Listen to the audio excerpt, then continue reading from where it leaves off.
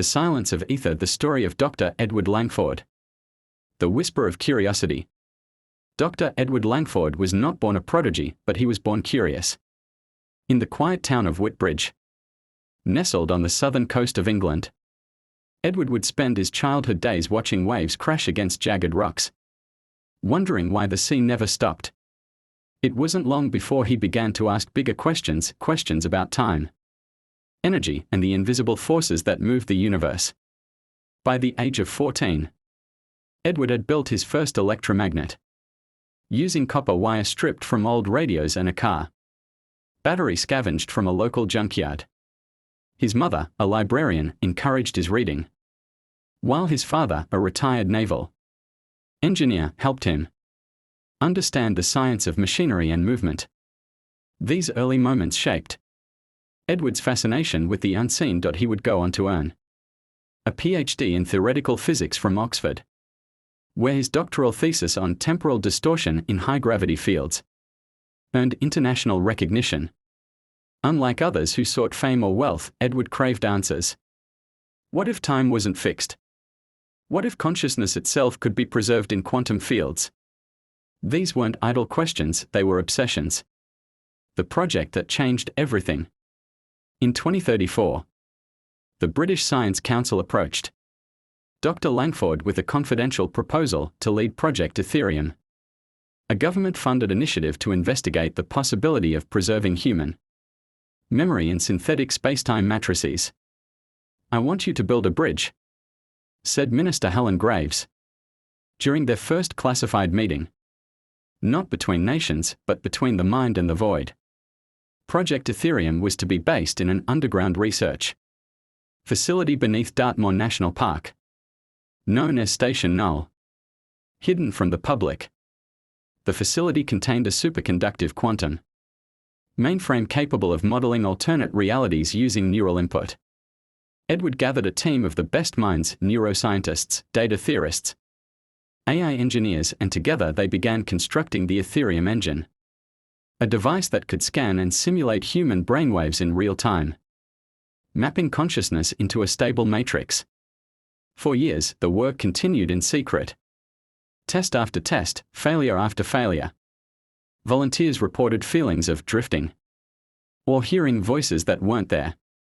Some experienced temporary memory loss. But the engine kept improving. Then came the breakthrough. In 2038, after a recalibration of the phase harmonics, Edward uploaded the consciousness of a terminally ill volunteer named. Her mind lived for 6 minutes inside the digital construct, aware, responsive, and intact. It was the first recorded instance of human consciousness persisting outside the biological brain. The world didn't know it yet, but science had just taken its boldest step since the moon landing. Fame, ethics, and the fall. The government, thrilled with the success, began investing heavily in Ethereum's development. Rumors of digital immortality spread through secret government channels.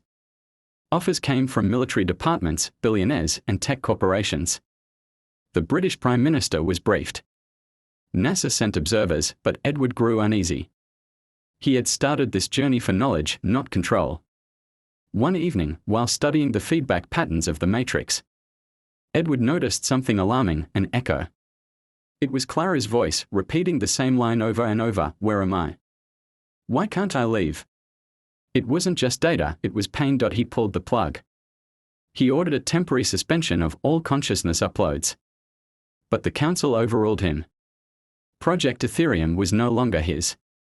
It belonged to the state. Furious, Edward confronted Minister Graves. "You're playing God with minds you don't understand," he shouted. "We are protecting humanity," she replied. "Imagine a future where the greatest minds never die." "But what if they are trapped? What if they are suffering?" She didn't answer. And Edward knew his title. The Silence of Ether. The stir invention had become a cage. The escape from Station Null. Haunted by Clara's echo and driven by a moral reckoning, Edward began planning in secret. He encrypted files, disabled remote access points, and constructed a failsafe, a quantum virus designed to irreversibly collapse the Etherium matrix if activated. One rainy night in December 2040. As the facility slept, Edward triggered the failsafe and fled. But the virus didn't execute fully. It damaged the mainframe. But it didn't destroy the core. An arrest warrant was issued.